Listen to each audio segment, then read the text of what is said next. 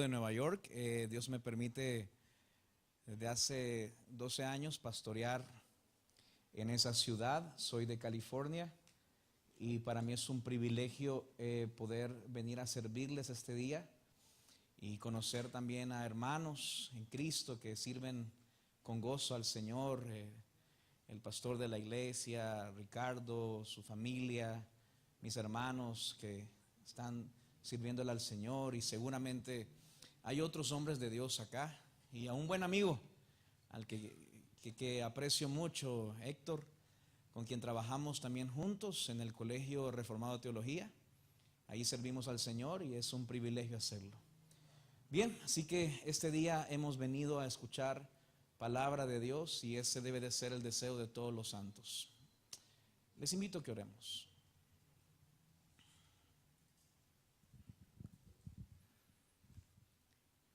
Señor, sabemos que tú eres digno y nosotros somos indignos. Tú eres santo y nosotros somos pecadores. Tú eres maravilloso y nosotros somos detestables. Tú eres temible y nosotros abominables. Tú eres por encima de todo y nosotros sin ti no somos nada. Por eso, Señor, te agradecemos por la bondad y la gracia que nos alcanzó y nos hizo tuyos. Porque nuestra vida, Señor, no tendría ni aún el sentido de hacer esta oración o de escudriñar la verdad de tu palabra, de congregarnos y hacer eventos o ser la iglesia. Todo, Señor, te lo debemos a ti. Todo, Señor, es por tu causa y para tu gloria. Señor, ayúdanos a examinar nuestros corazones y a ver, Señor, cada día la santidad tuya, contemplarla de tal manera que nuestros pecados diariamente puedan ser expuestos y llevados al arrepentimiento. Señor, aférranos más a la cruz. Ayúdanos a recordar, oh Padre, que sin ti no somos nada, que nuestra vida debe de estar sostenida en quién eres tú y tú solamente, Señor. Danos, oh Señor, fuerza para esa batalla del solamente, que solo quedes tú, oh Señor, que tú seas lo que aferra nuestra fe, Señor. Danos, oh Señor, un deseo más ferviente por ti y por tu palabra. Señor, ayúdanos a no ser solamente intelectuales, sino verdaderamente creyentes. Que nuestra pasión, Señor, sea vivir una vida de agradecimiento en santidad, en obediencia por la causa y amor de tu nombre. Señor, ayúdanos a que no solamente tengamos puntos en nuestra cabeza a favor sobre la teología, sino que nuestras vidas se vean afectadas por el poder que hay en tu palabra, Señor. Llévanos, oh Padre, constantemente al arrepentimiento. Señor, que es fuera de nuestras vidas si solamente escuchamos y no hemos producido ni el más mínimo de los cambios? Por más buena y sana que sea la palabra, vana es en la vida de aquel que no cambia. Por lo tanto, Señor, ayúdanos a entender que estos no son mensajes y un mensaje más. Que cada uno de estos mensajes, Señor, nos ayude a ser más como Cristo, a formar el carácter de Cristo en nosotros, para que como iglesia podamos ser santos, puros, de olor fragante para la alabanza de tu gloria, Señor. Que tu iglesia, oh Señor, sea santificada por medio de tu palabra. Háblanos, oh Padre, por medio de esta misma. Señor, no estamos aquí porque merecemos algo. Al contrario, estamos aquí por gracia. Si algo mereciéramos es el mismo infierno. Por eso, Señor, si hoy hemos venido es a celebrar y a gozarnos en tu gracia. Danos este privilegio de abrir nuestro entendimiento espiritual y nuestros ojos espirituales para disfrutar y deleitarnos en tu palabra. Que tú, Señor, seas anunciado y predicado. Que tú, Señor, seas lo primero y lo último. Que tú, oh Señor, seas el centro de nuestras vidas y que nada afecte eso. danos un deseo, que el deseo sea vivir en obediencia y en agradecimiento a ti por tu causa. Amén y amén. Les invito a que abran las escrituras, gracias hermano, en el libro de Segunda de Timoteo, capítulo 2, versículo 15.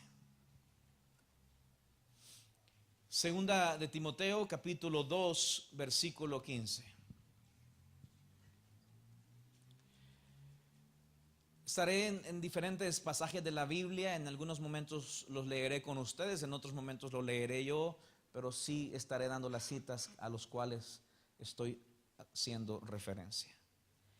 La Escritura dice: procura con diligencia presentarte a Dios aprobado, como obrero que no tiene de qué avergonzarse, porque usa bien la palabra de verdad. Usa bien la palabra de verdad. ¿Y cuál es esta palabra que el obrero debe de usar bien para no estar avergonzado y al mismo tiempo diligentemente aprobado por Dios? Porque no hay nada sobre lo cual Dios pueda decir: ¿qué hiciste con mis pensamientos? ¿Qué hiciste con mi voluntad? ¿Qué hiciste con mis deseos? ¿Por qué pusiste los tuyos por encima de los míos?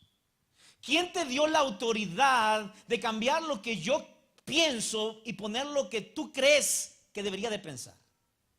¿Quién te has creído pensando que tienes el poder y la facultad de poner palabras en las palabras de Dios, pensamientos en los pensamientos de Dios, y cambiar la voluntad de Dios por la tuya, si Él es tu creador y tú y yo somos el polvo de la tierra? Por lo tanto, si no usas esta palabra como un obrero aprobado, tienes mucho de qué avergonzarte, porque un día quedarás al desnudo y Él te dirá: tú dices conocerme, pero yo no te conozco a ti. Mira, uno de los problemas que la iglesia está enfrentando constantemente es que muchas veces nos enamoramos mucho de la teología porque es agradable para nuestro entendimiento filosófico, pero no hace efecto en nuestras vidas espirituales.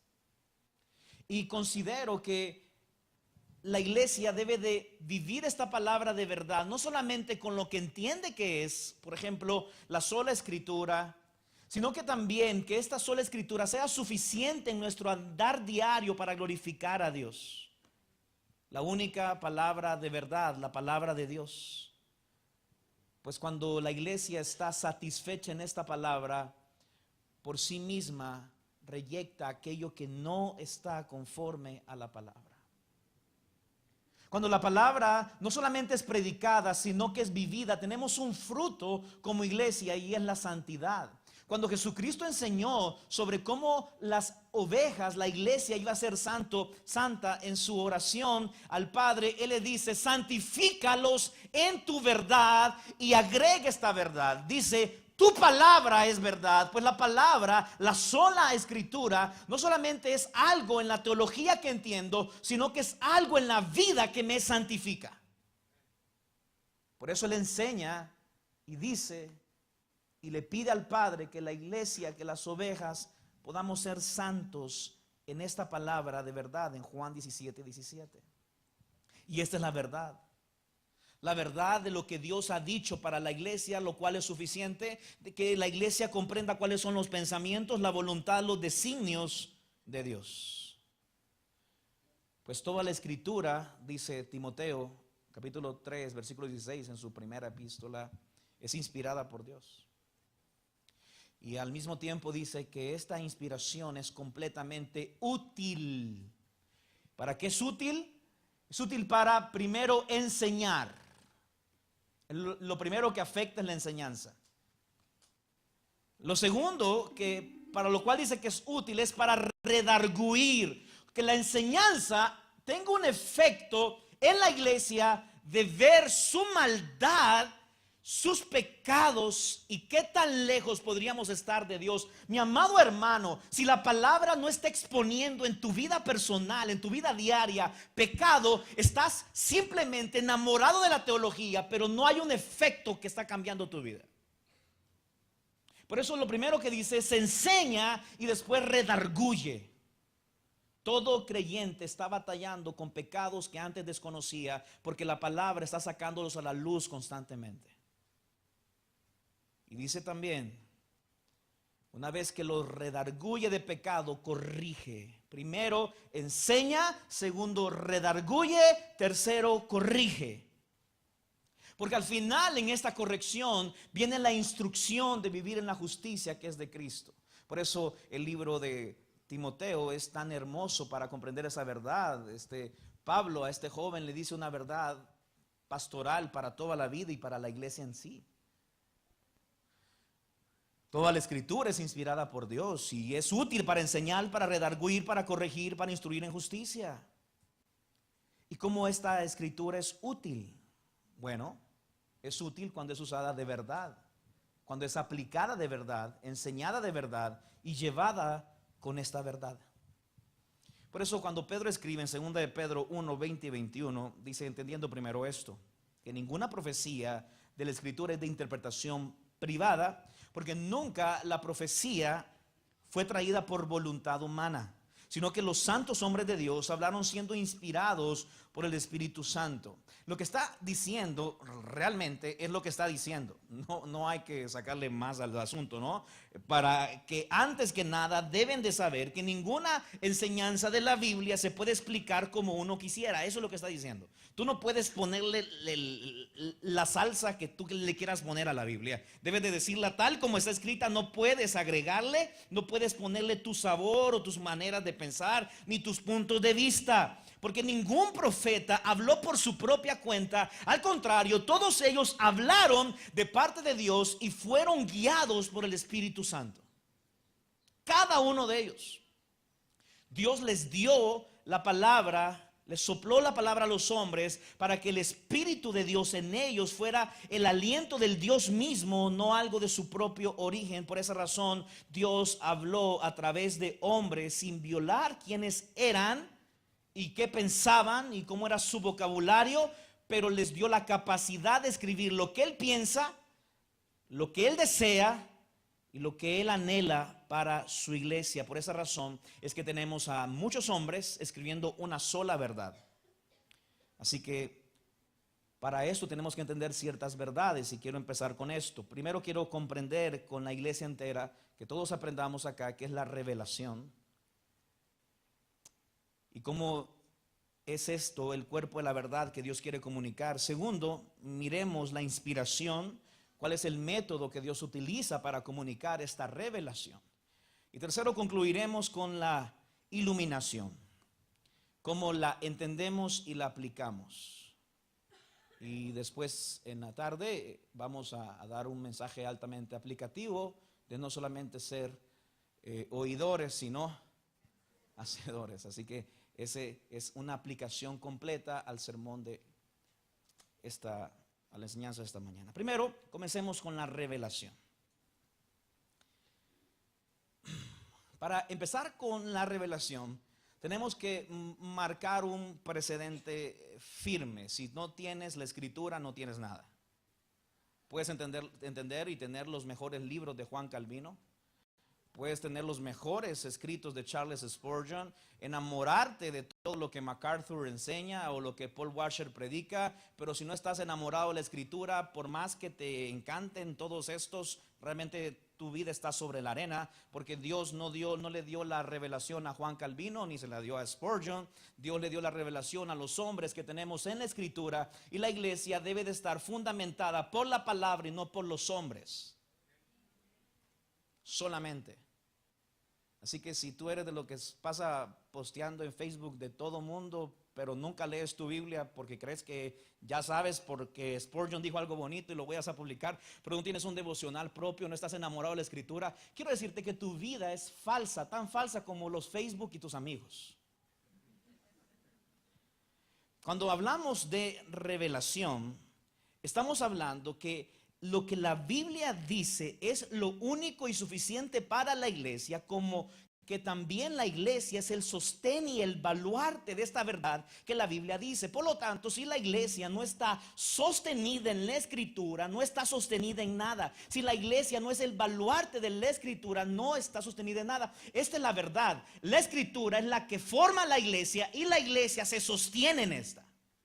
Esta es la revelación de la escritura. La revelación podríamos tenerle muchos nombres y realmente no quiero sonar muy como académico y usar griego y todas estas cosas, pero sí quiero decirte algunas palabras que serán de mucho uso.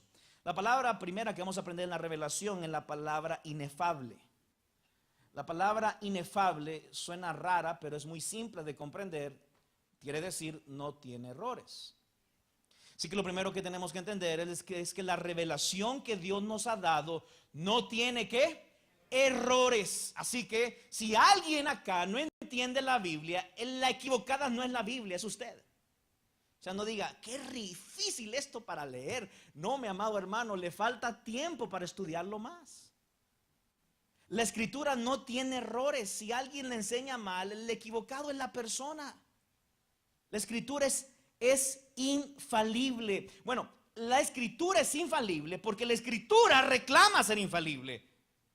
El libro de los Salmos, capítulo 119, en el versículo, el capítulo 19, en el versículo 7, dice: la ley de Jehová es perfecta.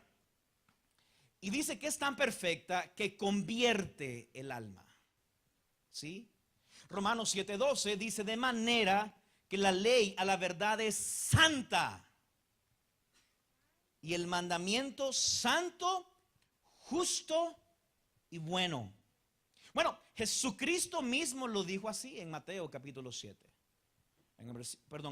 Capítulo 5, en el versículo 17 y 18, cuando él dice: no penséis que he venido para abrogar la ley o los profetas. No vine a eso. No he venido para abrogar, sino para cumplir. No he venido para eliminar, para quitar, para poner a un lado, sino para cumplirla. Porque de cierto os digo que hasta que pasen el cielo y la tierra, ni una jota, ni una tilde pasará de la ley, hasta que todo se haya cumplido. Mira qué verdad más sólida. Este local, nosotros mismos, en todas las naciones donde se congrega, un día vamos a pasar. Vamos a pasar por generaciones o vamos a pasar por cualquier otra cosa. Los concilios pasarán, las ideas de los hombres pasarán, los pastores pasarán, todos pasarán. Pasará el cielo y la tierra, pero hay algo que es y será eterno, y esta es la palabra infalible de nuestro Dios, la que no comete ni tiene ningún error. Es infalible porque transmite esta verdad y no hay mentira en ella. Por lo tanto, el cielo y la tierra pasarán, pero lo infalible, lo verdadero, no pasará. Por eso la escritura dice en el libro de Proverbios capítulo 30 versículo 5 que toda la palabra de Dios es limpia. Es limpia. Solo la verdad de la escritura tiene la cualidad de ser verdadera, la cualidad de no engañar y confundir, la cualidad de ser segura y confiable, y la cualidad de no cometer ninguna falsedad o error. Es la única autoridad y no hay otra superior a esta. No existe. El último de los libros de la Biblia, en Apocalipsis capítulo 21 versículo 5, se nos dice que las palabras son fieles y verdaderas. Qué hermosas cualidades, ¿no? Fieles y verdaderas. Y no podemos añadir nada a esta. Desde la ley hasta Apocalipsis se nos dice una y otra vez que no podemos añadir a la palabra que Él nos ha mandado, ni disminuir a esta, para que guardemos los mandamientos que Jehová nuestro Dios nos ha dado y nos ha ordenado. En Deuteronomio y en Apocalipsis tenemos la misma verdad. Deuteronomio 4:2 y Apocalipsis 22:18 al 19. Qué cosa que desde un inicio hasta un final la escritura nos dice: no añadas, no quites, no tienes esa autoridad, porque si lo haces dejará de ser pura, santa, verdadera, perfecta, y la masa corrupta la convertirá en la corrupción que también tienen en su corazón. Por eso el peligro más grande es: hermanos, la Biblia dice esto, pero yo opino esto. Hermanos, la Biblia dice así, pero yo tengo un rema nuevo, una revelación del cielo para la iglesia. Eso no solo son más que payasos, mentirosos y engañadores.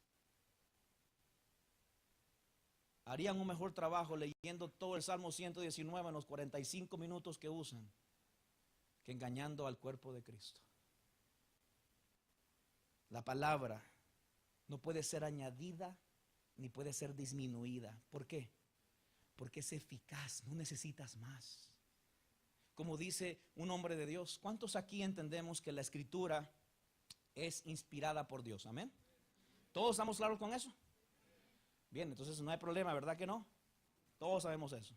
Pero hay algo que también tenemos que sostenernos. No solamente es inspirada por Dios, sino que también es suficiente para la iglesia. Y si es suficiente para la iglesia, no necesitamos profecías. Los sueños tuyos de anoche que soñaste y que viste 3 ángeles allá arriba y vinieron a bajar. Hermanos, realmente fueron tus frijoles. No necesitamos que tengas una revelación nueva de cómo va a venir Cristo. Yo necesito mi Biblia y mi Biblia dice cómo va a venir Cristo. Y si aún ahí me cuesta entenderlo, ¿por qué voy a entenderte a ti? Si aún con Apocalipsis yo estoy dándome duro en la cabeza, pam, pam, pam, las trompetas. Y nos ponemos a hablar con los pastores de las trompetas y el otro, nos decimos de todo. Por eso me gusta este Spurgeon, cuando tenía unos estudiantes y le dice uno de estos, óigame, le dice el Señor, yo quisiera que usted me explicara las 7 trompetas del Apocalipsis. Y le dice, pues mira, no te las puedo explicar, pero sí te puedo sonar una en el oído.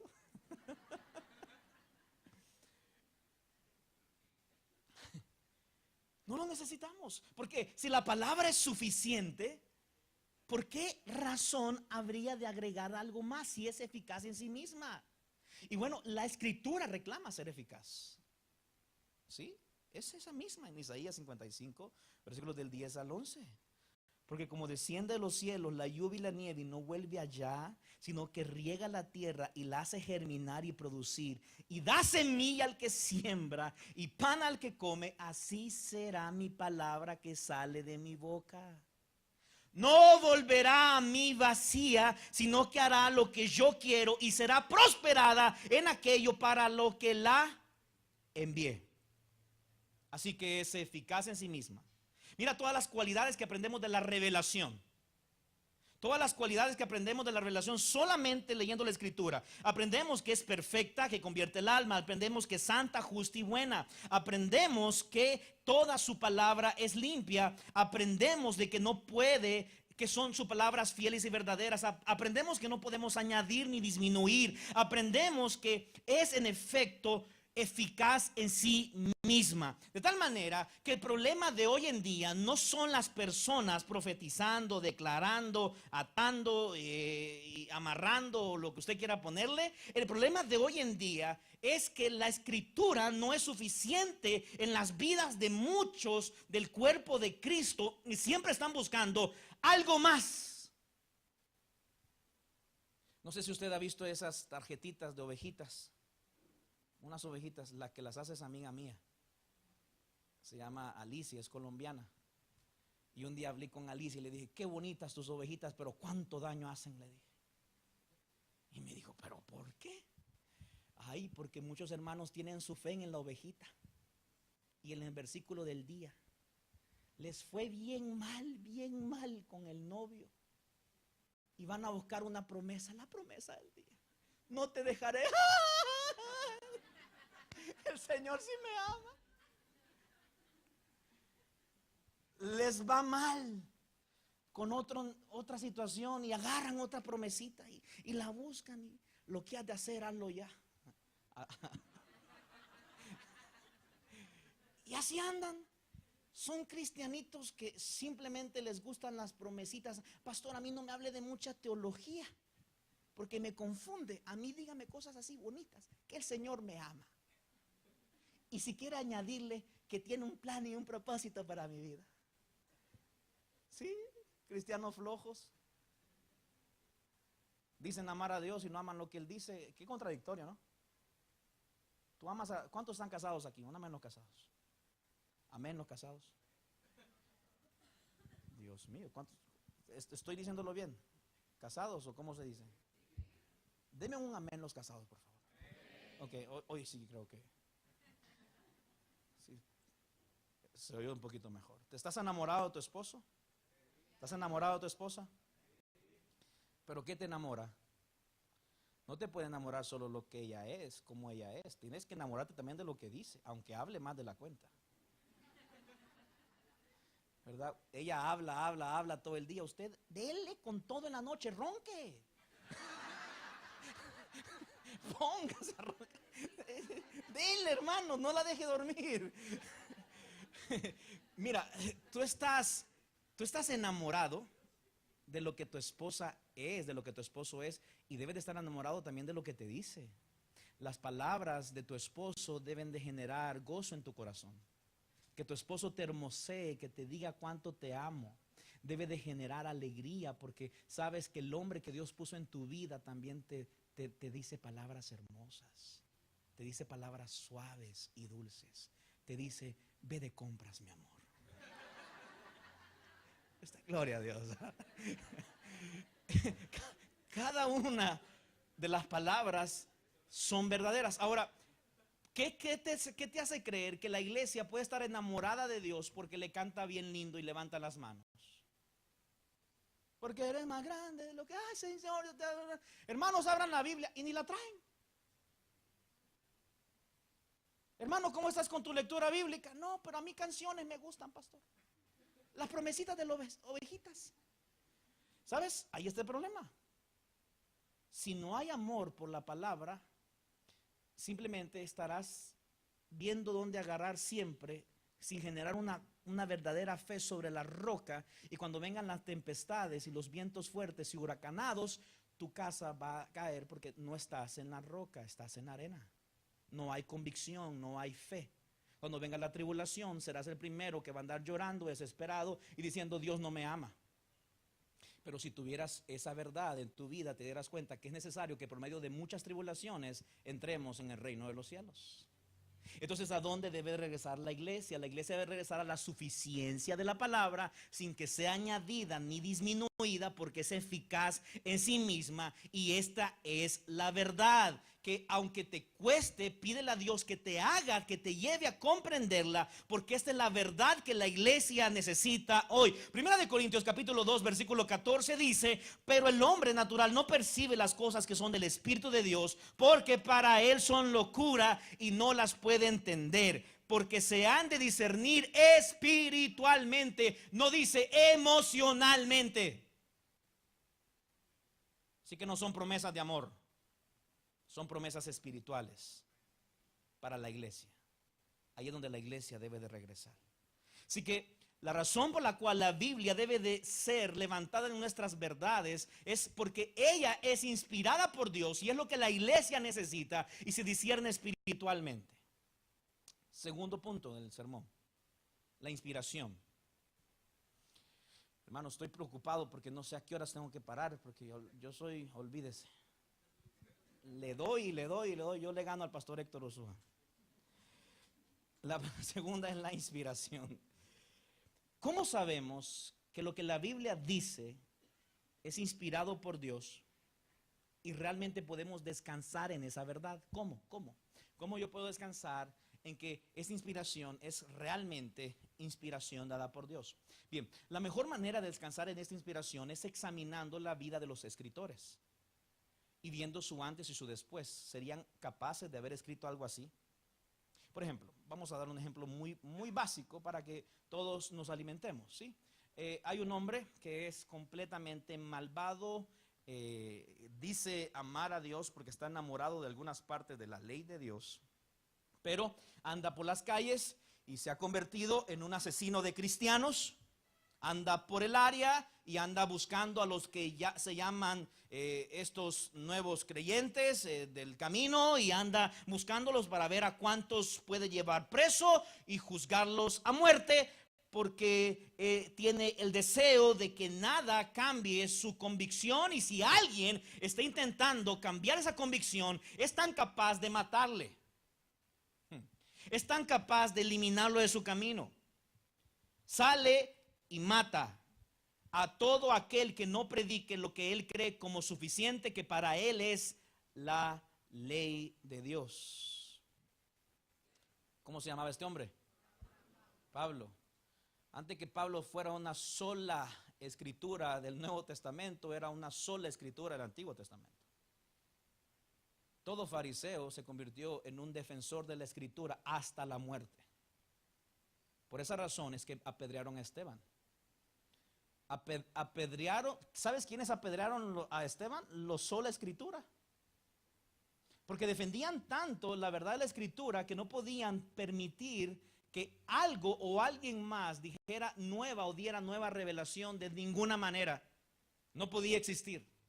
Y entonces Dios soberanamente hizo esto. Un día este hombre toma unas cartas para ir a buscar a creyentes y se va camino a donde él sabía que iba a tomar varios de estos creyentes, y en este camino llega a cierto lugar, a cierto momento, y hay una luz que viene del cielo y se cae de donde venía él montado, y de repente cae y queda ciego y empieza a preguntarte ¿qué es lo que sucede aquí? Y le dice el Señor: mira, yo soy a quien tú persigues.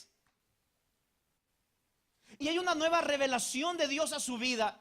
Va al mismo camino, pero ahora va a un mismo camino con una vida completamente cambiada. Pablo a los pocos días ya estaba predicando a Cristo y a este crucificado. ¿Qué pasó en la vida del apóstol Pablo? Lo que pasó es que Dios, con el poder que tiene para cambiar vidas, cambió a una persona que era una persona que amaba a Dios de una manera muy equivocada, muy ajena a la verdad. Lo trae a la verdad, le revela la verdad para que escriba la verdad, y ahora la iglesia que él buscaba para matar es la iglesia que él busca para que camine y crezca en esta verdad que ha cambiado su vida. Así que puedo estar seguro que es inspiración de Dios, porque solo el Espíritu Santo hace esto. Pablo no estaba loco, Pablo estaba cambiado por el poder regenerador de Dios que cambia vidas, que saca a una persona de tinieblas a la luz admirable. Bendito sea el Señor Todopoderoso, que en su soberana gracia salvó a estos hombres para su gloria. Puedo descansar en esa verdad. Puedo descansar en la verdad que tiene 40 diferentes escritores de más de 1500 años. Puedo descansar en la verdad que son 66 libros y ninguno de ellos es consciente de lo que otro está haciendo, y al mismo tiempo traen la misma profundidad bíblica. No hay desvirtud, solo hay virtud. Puedo descansar que solo en el Antiguo Testamento 3808 veces los escritores dicen que lo que están haciendo es diciendo la palabra de Dios. Puedo descansar que hay 2600 reclamaciones directas a la inspiración directa de Dios. Puedo descansar que 608 veces en el Pentateuco esa verdad se sostiene, que 1307 veces en los profetas, 418 veces en los libros de historia, 195 veces en los poetas. Así que 2600 veces ellos dicen que lo que están diciendo ahora a la iglesia es una inspiración directa de Dios y no son sus pensamientos. 3808 veces se identifica que la escritura es inspirada por Dios. En el Nuevo Testamento hay 1000 referencias al Antiguo Testamento. ¿Qué nos dicen los escritores? Que entonces, si voy a usar referencia del Antiguo Testamento, es porque lo que el Antiguo Testamento sostiene es la misma inspiración del Nuevo Testamento. ¿Sí? 320 veces se cita directamente el Antiguo Testamento. El libro de Santiago, capítulo 4, versículo 5 dice: ¿o pensáis que la escritura dice en vano? El Espíritu que Él ha hecho morar en nosotros nos anhela celosamente. ¿Crees que lo dice en vano? No, es porque la inspiración de Él está completa en las Escrituras. ¿Sí? Por eso en Hechos 1:16 dice: varones, hermanos, era necesario que se cumpliese la Escritura, en que el Espíritu Santo habló antes por la boca de David acerca de Judas, que fue guía de los que predijeron a Jesús. ¿Por qué boca habló David? ¿Cómo lo hizo? Por el Espíritu, ¿qué? Santo. El mismo que usó, ¿quién? Pablo, Pedro. ¿De dónde Pablo sacó su mensaje? De Cristo. ¿Ya lo has leído? En Gálatas capítulo 1, versículos del 11 al 16. Mas os hago saber, hermanos, que el evangelio anunciado por mí no es según hombres. No, no lo es. Pues yo ni lo recibí ni lo aprendí de hombre alguno, sino por revelación de Jesucristo. Porque ya habéis oído acerca de mi conducta en otro tiempo en el judaísmo. Te das cuenta que él mismo está diciendo, esto lo puedo asegurar por mi propio testimonio, que perseguía sobremanera a la iglesia de Dios y la asolaba. En el judaísmo aventajaba a muchos de mis contemporáneos en mi nación, siendo mucho más celoso de las tradiciones de mis padres. Pero mira qué hermosas palabras. Pero, esos pero de la Biblia hermosos. Pero cuánto agradó a Dios, que me apartó desde el vientre de mi madre y me llamó por su gracia, revelar a su Hijo en mí para que yo le predicase entre los gentiles. No consulté enseguida con carne y sangre. Bendito sea Dios, mis amados hermanos. ¡Qué gozo! ¡Qué verdad! Quiero que vayamos a datos curiosos de la Biblia para sostener su inspiración. Y para esto sí quisiera que me acompañara con su Biblia. Vamos a datos curiosos para que veamos cómo se sostiene su inspiración. Primer dato, quisiera que nos fuéramos a 1 Timoteo 5:18. 1 Timoteo 5:18.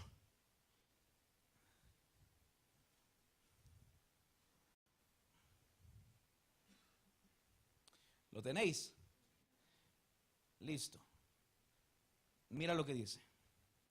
Pues la escritura dice, ¿cómo dice? No pondrás bozal al buey que trilla. Mire que hay ahí después de la palabra trilla, punto y coma, y después y después 2 puntos. ¿Qué está haciendo Pablo? Está citando un pasaje y después de la i va a citarnos ¿qué cosa? Otro pasaje. ¿Y cuál es el otro pasaje? Digno es el obrero de su salario. Un pasaje de la escritura, una parte de la escritura. Hoy le llamamos versículo, no debería ser así, pero esta parte. Primera parte, no vas a poner bozal al buey que trilla. ¿De dónde viene? Deuteronomio 25:4. Todas las Biblias nuestras traen una referencia, es muy simple. La segunda cita, el obrero es digno de su salario. ¿De dónde viene? Sí, y también de Lucas 17. Ok, entonces, ¿qué está haciendo Pablo a continuación? Mira, él está siendo inspirado por Dios y en su inspiración está recogiendo a Deuteronomio, la ley de Dios, y está recogiendo a Jesús. Y de la ley de Dios y de Jesús hace un solo pasaje para la iglesia. Cita Deuteronomio y cita Lucas. Está corroborando a la ley y está corroborando a la revelación que no le fue dada por carne ni sangre, sino por Cristo mismo.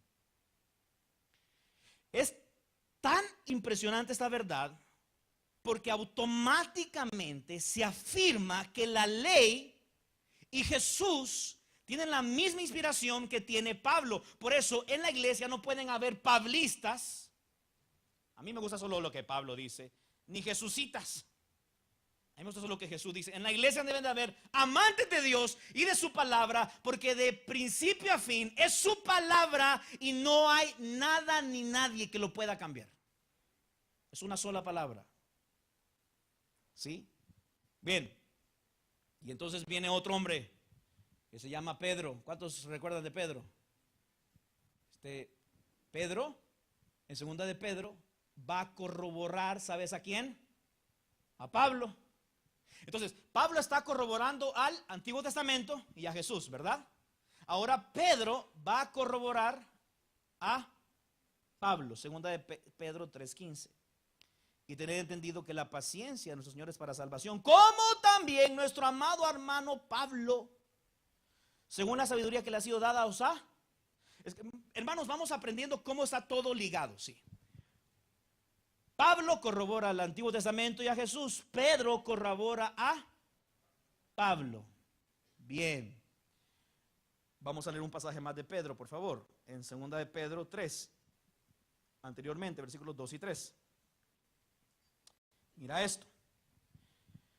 Para que tengáis memoria de las palabras que antes han sido dichas por los santos profetas, y el mandamiento del Señor y Salvador dado por vuestros apóstoles, sabiendo primero esto, que en los postreros días vendrán burladores andando según sus propias concupiscencias. Bien. Y entonces, ¿quién crees tú que corrobora a Pedro? Judas, el medio hermano de Jesús, un libro antes del Apocalipsis. ¿Te puedes ir ahí? Judas. No te vayas a perder, por favor, solo ve al primer capítulo. Judas 1, versículos 17 y 18, y dice: no penséis que he venido a abrogar la ley de los profetas. Perdón. Pero vosotros, amados, tened en memoria que las palabras que antes fueron dichas por los apóstoles de nuestro Señor Jesucristo, lo que os decían: en el postrer tiempo habrán burladores que andarán según sus malvados deseos. ¿A quién está corroborando Judas? A Pedro. Qué interesante, ¿no? Entonces, Pablo corrobora al Antiguo Testamento, a la ley y a Jesús. Pedro corrobora a Pablo y Judas corrobora a Pedro. De tal manera que todo mundo están llevando la misma verdad. Y por esa razón Jesucristo dijo que Él no vino a abrogar, a eliminar esa verdad, sino a cumplirla, hasta que todo se haya cumplido. Bueno, y es el mismo Jesús que enseña: escudriñad las Escrituras. ¿Qué más suficiente que eso? Porque a vosotros os parece que en ella tenéis vida eterna. Y mira lo que Él dice: y ellas son las que dan testimonio de mí. Juan 5, 39. Jesús en su muerte profetiza el Salmo 22, cuando dice que el Mesías iba a venir, y Él dice: Dios mío, ¿por qué me ha desamparado? Eso es exactamente lo que dijo textualmente en el Antiguo Testamento. Confirmó la creación Jesús de Adán y Eva. ¿No habéis leído lo que desde un principio los hizo? Varón y hembra los hizo. Por eso dejará el hombre a su padre y a su madre, y se unirá a su mujer, y ambos serán una sola carne. Así que si deseas negar el relato de Génesis, tendrías que negar también o lidiar porque Jesús lo creía. Si deseas negar la ley, tendrías que negar porque Pablo le escribe en el Nuevo Testamento. Si querrías negar a Pedro como el apóstol de Cristo, porque al final cometió algo que no estás muy de acuerdo, tendrías que negar a Judas, y no puedes negar a ninguno, porque cada uno de estos son hombres que Dios usó para que la inspiración fuera perfecta. Por esa razón, más de 1800 citas de Jesús en el Antiguo Testamento proceden irregularmente del Antiguo Testamento, y 180 regularmente del Antiguo Testamento. Eso significa que el 10% de las palabras de Jesús fueron del Antiguo Testamento para la iglesia. Qué impresionante esto. Me encanta. Por esa razón, cuando Pablo le escribe a una iglesia que había perdido esa verdad del sostenimiento en sus vidas de lo que era la Escritura como inspiración de Dios, él les dice: más hablamos sabiduría de Dios en misterio, la sabiduría oculta, la cual Dios predestinó antes de los siglos para nuestra gloria, la que ninguno de los príncipes de este siglo conoció, porque si la hubieran conocido, nunca habrían crucificado al Señor de gloria. Antes bien, como está escrito: cosas que ojo no vio, ni oído oyó, ni han subido en corazón de hombre, son las que Dios ha preparado para los que le aman. Pero Dios no las reveló a nosotros por el Espíritu, porque el Espíritu todo lo escudriña, aún lo profundo de Dios. ¿Por qué? ¿Quién de los hombres sabe las cosas del hombre, sino el Espíritu del hombre que está en él? Así tampoco nadie conoció las cosas de Dios, sino el Espíritu de Dios. Y nosotros no hemos recibido el espíritu del mundo, sino el Espíritu que proviene de Dios, para que sepamos lo que Dios nos ha concedido, lo cual también hablamos, no con palabras enseñadas por sabiduría humana, sino con las que enseña el Espíritu, acomodando lo espiritual a lo espiritual. Pero el hombre natural no percibe las cosas que son del Espíritu de Dios, porque para él son locura y no las puede entender, porque se han de discernir espiritualmente. Es un impacto abrumador de una vida transformada con una experiencia que simplemente está completamente fomentada y llevada a la Escritura. Es una verdad que revolucionó la vida de un hombre que solamente habló de su testimonio para defenderse, pero todos sus mensajes habló de Cristo y a este crucificado. Para Pablo ni su testimonio tenía el poder de la palabra. La mayoría hoy en día han perdido esta confianza en Dios y en su palabra. Y es donde tenemos que regresar, amados, a esta iluminación. Porque como son más altos los cielos que la tierra, así son mis caminos, dice el Señor. Más altos que vuestros caminos y mis pensamientos, más que vuestros pensamientos. Mucho más. ¿Quién fue el que midió las aguas en el hueco de su mano? ¿Quién fue el que mide los cielos en su palmo y con 3 dedos junta el polvo de la tierra y pesó los montes con balanzas y con pesa los collados? Con esto termino. El tercer punto. El primero vimos cuál es la revelación. El segundo, la inspiración. Y hoy vamos a la iluminación. Vamos a 1 Corintios 2:13. Dice así. Es el que acabo de leer.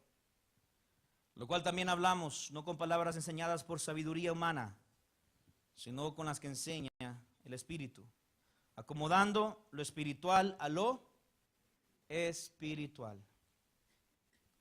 El problema de lo espiritual a lo espiritual es que para muchas personas lo espiritual es algo que se siente. Y dicen cuando están en la iglesia, ¿sentiste lo que yo sentí? Sí, lo sentí. ¿Y qué sentiste? Pues se me pararon los pelos. ¿Sentiste aquello que se sintió ahí? Sí, sentí mucho.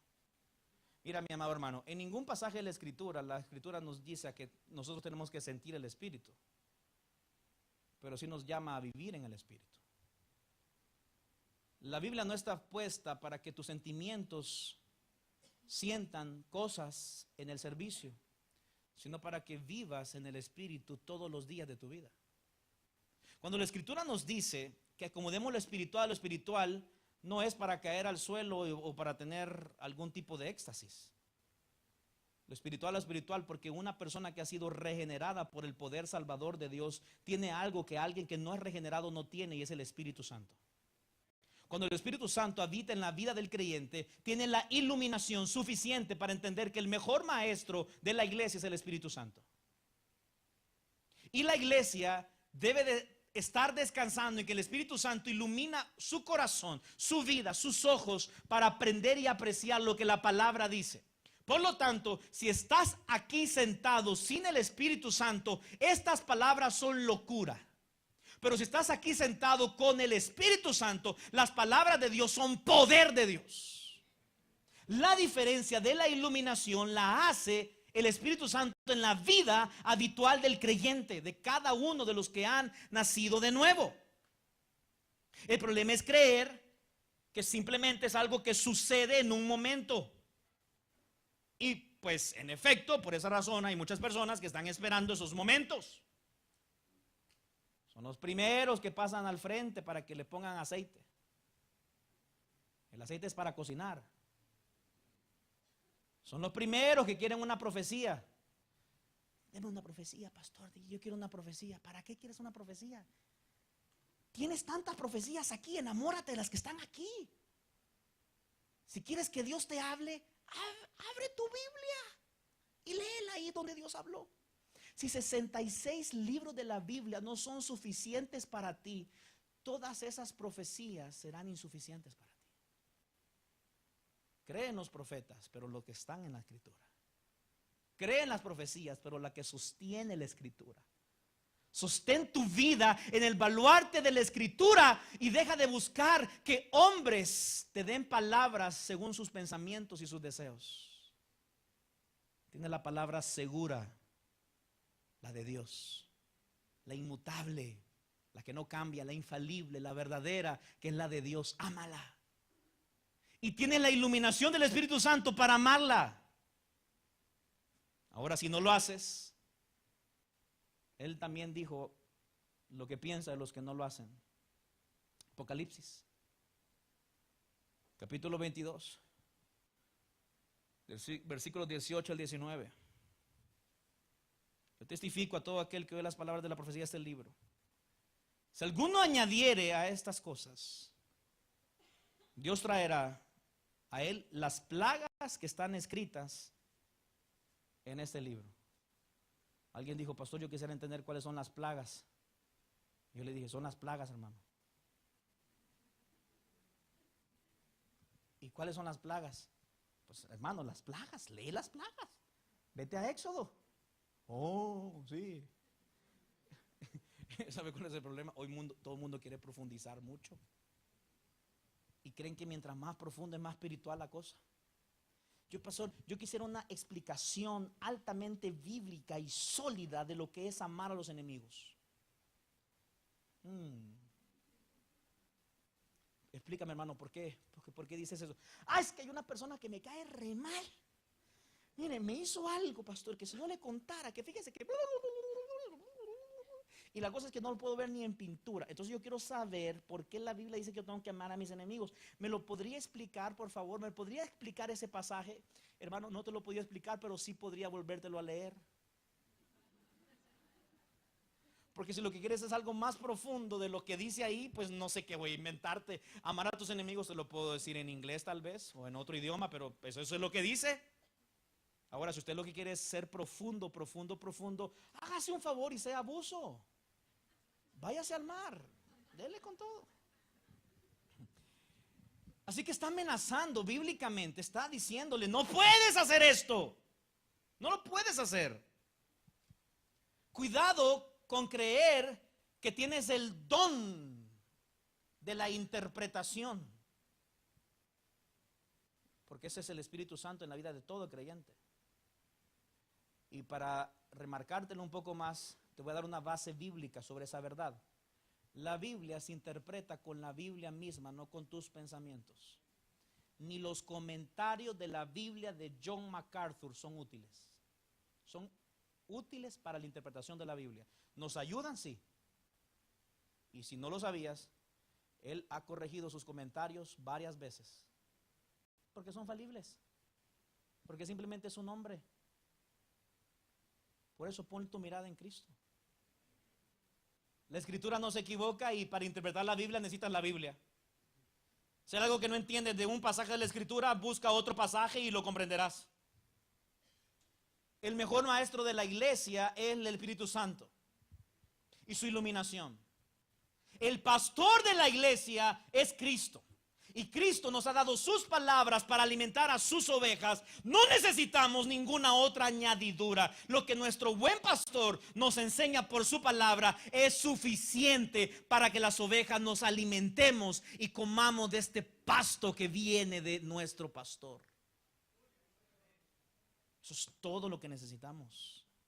Él lo dijo así: miren, si ustedes permanecen en mis palabras, serán verdaderamente mis discípulos. ¿En sus qué?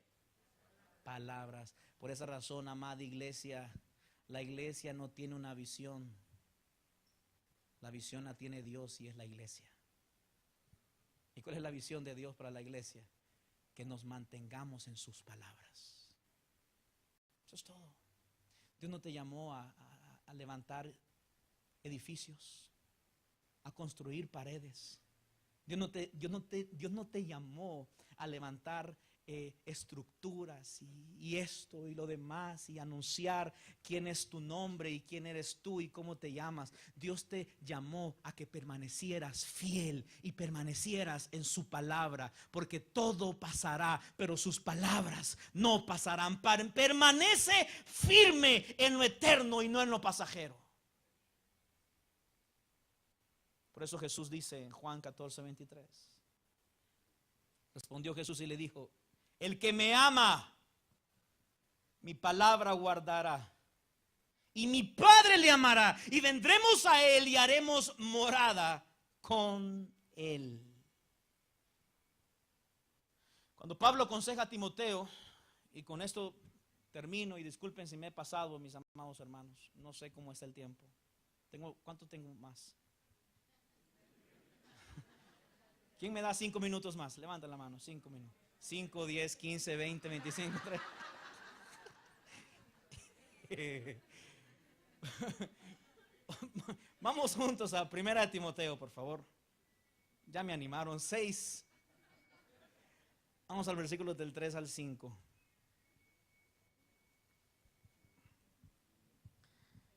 Del 3 al 5. Dice la escritura en esta verdad: si alguno enseña otra cosa y no se conforma a las sanas palabras de nuestro Señor Jesucristo, ¿qué más claro que eso? Confórmate a estas palabras. Ay, mis amados, me temo que muchos están esperando el nuevo libro del nuevo hermano que anda predicando bien bonito y no está enamorado de las sanas palabras de la Escritura. Son más seguidores de hombres que seguidores de Cristo.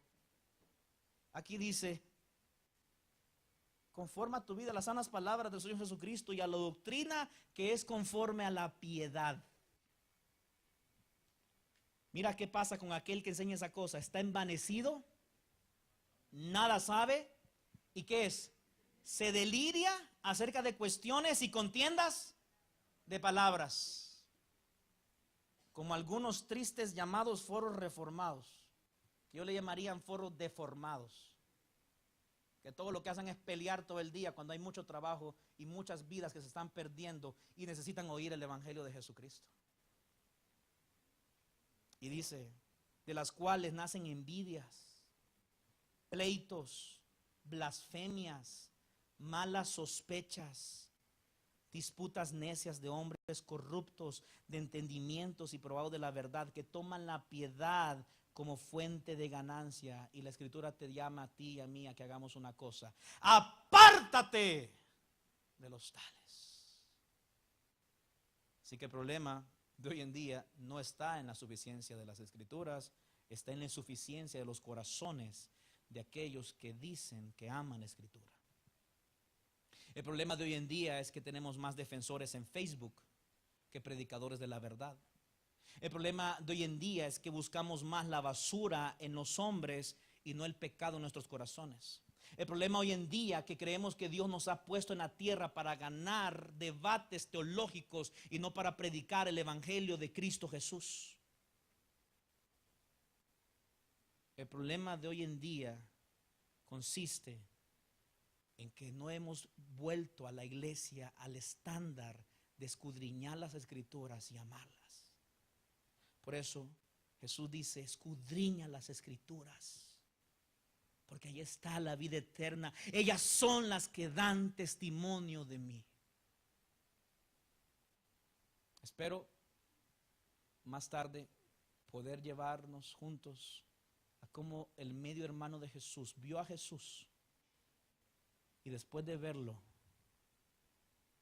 y después de escucharlo y ver lo que él hacía y empezar a pastorear una iglesia en Jerusalén, concluyó con una verdad: la iglesia necesita no solamente ser oidores, sino hacedores. Muchos aman quién es Jesús, pero no están haciendo lo que Jesús dijo que hay que hacer. Vamos a orar. Señor, gracias, porque tu palabra es verdad, porque tu palabra es suficiente. porque tu palabra es el aliento y el alimento que necesitamos. Perdónanos. Si hay arrogancia en creer que nuestros pensamientos pueden ser superiores a los tuyos. Y ayúdanos a que nuestra vida se sostenga en el baluarte, en el fundamento de esta verdad. Señor, ayúdanos a recordar que son las escrituras las que dieron vida a la iglesia. No es la iglesia la que le da vida a la escritura. Señor, ayúdanos a recordar que con decir sola escritura no estamos haciendo nada nuevo. Es en efecto la escritura la que nos ha dado vida para que hoy nos sostengamos en esta. Bendito Señor. Ayúdanos a que nuestras vidas testifiquen y pronuncien tu gloria con lo que decimos y lo que hacemos. Perdona nuestros pecados y nuestra maldad. Y ayúdanos, oh Señor, a caminar en integridad y en amor por ti, por tu causa y por tu nombre. Amén y amén. Dios los bendiga.